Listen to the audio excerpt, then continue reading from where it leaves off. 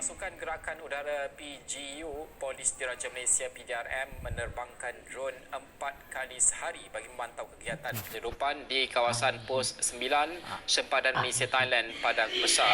Pegawai Operasi dan Risikan Unit Drone PGU Bukit Aman, Assistant Superintendent Abdul Hafiz Ahmad menjelaskan penggunaan drone jenis Matrix 300 dan juga Mavic 2 Enterprise bagi memudahkan pemantauan kawasan yang lebih luas dalam jangka masa singkat. Menurut Abdul Hafiz, pihaknya juga telah mendapat kebenaran pihak berkuasa penerbangan awam Malaysia CAAM untuk menerbangkan drone lebih tinggi berbanding had dibenarkan bagi memastikan proses pemantauan dilaksanakan dengan terperinci. Drone kalau ikutkan teknologi yang terkini, dari segi manpower ni drone lebih efektif untuk cover kawasan yang lebih luas daripada kaedah yang kita guna manpower biasa terpaksa berjalan kaki ataupun menggunakan kenderaan biasa. So drone dia dapat pergi dan balik dalam waktu yang cepat, so dia boleh cover lagi jauh. Beliau menjelaskan penggunaan drone juga memberi kelebihan kepada pasukan keselamatan untuk mengesan jejak penyeludup serta laluan-laluan tikus digunakan terutama di kawasan hutan sekitar sempadan negara. Kalau di sebelah malam, kita akan menggunakan thermal, thermal untuk detect suhu badan ataupun suhu kenderaan pun dia boleh detect sebenarnya. Selagi ada suhu yang panas, haba panas, kita akan dapat detect di waktu malam. TS tu kita dah terbang berapa kali dah? Di pos TS9, TS10 ni kita dah terbang hampir 4 kali. Masa lalu, seorang anggota pasukan gerakan AM PGA yang bertugas di pos sempadan Malaysia Thailand Padang Besar terbunuh akibat ditembak kumpulan penyeludup. Mesosnya kegiatan penyeludupan daun ketum dan dadah di kawasan sempadan Malaysia Thailand Padang Besar dan Bukit Kayu Hitam berjaya dilumpuhkan menerusi beberapa siri tangkapan individu disyaki terlibat. Pegawai Pelaras Pasukan Gerakan AM PGA Ops Bersepadu Benteng COVID Malaysia Thailand, Deputy Superintendent Ramli Ahmad Tamon menjelaskan tindakan menggerakkan anggota daripada pelbagai unit termasuk unit berkuda, unit udara, unit kereta perisai dan anggota VAT69 telah memperlihatkan kejayaan dalam mengekang kegiatan sindiket itu. Tambah beliau, pihaknya melalui kemahiran unit khas Tiger Platoon juga telah berjaya menyelesaikan lebih 30% kerja-kerja penggeledahan dan pencarian jejak di lokasi kejadian tembak-menembak berhampiran Pos 9, Sempadan Malaysia Thailand Padang Besar yang mengorbankan seorang anggota PGA pada Selasa. Jelas Ramli, unit khas berkenaan akan memperluaskan kawasan penggeledahan sejauh 10 km bagi menjejaki laluan-laluan tikus yang sering digunakan sindiket penyeludup. Ada 3 pasukan pecah pada 3 pasukan dan dibagi pada ni lah, sektor-sektor dalam 10 mile square, bukan semua ni dia akan bagikan pada 3 section. Pasukan tu berapa ramai anggota? Satu untuk awal makluman, untuk Tiger Platoon ni satu kumpulan dia 12 orang lah, satu section. Satu section dibagi pada yang 10 mile square tu dibagi kepada 3 lah. Lagi kalau kita yang lagi yang untuk Tiger Platoon ni kita buat lagi teliti lah. Teliti sebab dia kumpulan yang terakhir, bukan terakhir, kumpulan yang special ada kemampuan, kemahiran yang lebih tinggi, dan dia ni sekarang ni untuk selain daripada selain daripada dia menguasai kawasan, dia menjejak. Dalam pada itu, menurut Ramli, taktik sindiket mengubah laluan menggunakan jalan air bagi aktiviti menyeludup daun ketum dan dadah telah berjaya dipatahkan selepas pasukannya meletakkan bot-bot pemantau di kawasan perairan sekitar negeri Perlis. Kalau ikut statistik pada bulan yang lalu, apabila kita mempergiarkan pengawasan di darat, mungkin beralih ke kawasan pesisir pantai.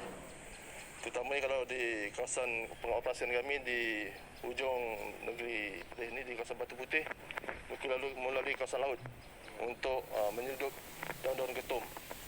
Pada Khamis, kenderaan perisai tambahan dan anggota daripada Jabatan Siasatan Jenayah JSJ serta Jabatan Siasatan Jenayah Narkotik JSJN Bukit Aman telah digerakkan ke sempadan Malaysia Thailand bagi mengukuhkan kawalan sempadan negara.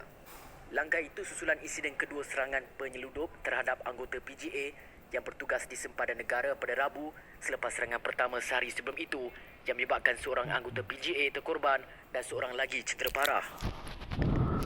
Sekian Buletin Awal News jam ini. Dapatkan perkembangan terkini berkaitan COVID-19 ke maklumat ada di laman web kami astroawani.com dan juga aplikasi Astro Awani. Teruskan bersama kami di Astro Awani, berita segenap dimensi. Dan terima kasih kerana sudi bersama dengan saluran berita paling dipercayai di Malaysia. Saya Najib Arif. Assalamualaikum dan salam hormat.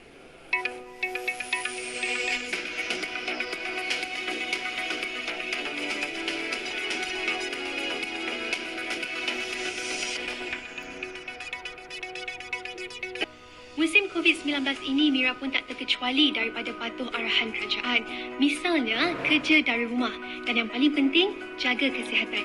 Manfaatkan ruang, lakukan senaman ringkas di rumah. Contohnya, ikuti senaman secara maya dan boleh hirup udara segar di depan rumah. Jangan lupa amalkan 3W, wash, wear and warn. Dan elakkan 3S, kawasan sempit, tempat sesak dan sembang dekat-dekat. Kekalkan kecergasan anda dan jaga kesihatan. Sama-sama, kita jaga kita. Budayakan normal baharu, bersama-sama kita putuskan rantaian COVID-19.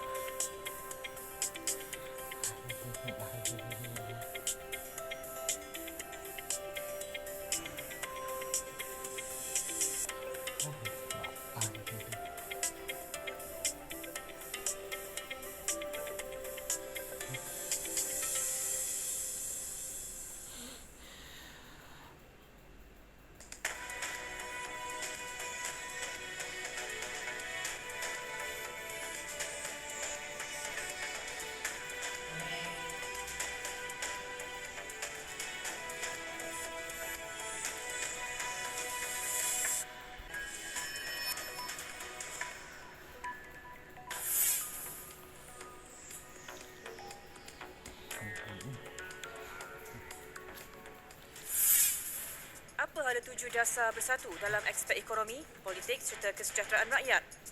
Semua ini akan diperincikan dalam Perhimpunan Agung Tahunan Parti itu. Astro Awani akan membawakan perkembangan Perhimpunan Agung Tahunan Parti Bersatu sepanjang hari ini. Kenyataan terbaru dari Pertubuhan Kesihatan Sedunia WHO mungkin akan meningkatkan lagi perlumbaan mendapatkan vaksin COVID-19. Ia anggarkan sehingga 70% populasi dunia perlu divaksin kerana imunisasi terhadap COVID-19 satu-satunya kaedah mengurangkan jangkitan buat masa ini. Ikuti Awani 745 dan astroawani.com untuk laporan penuh.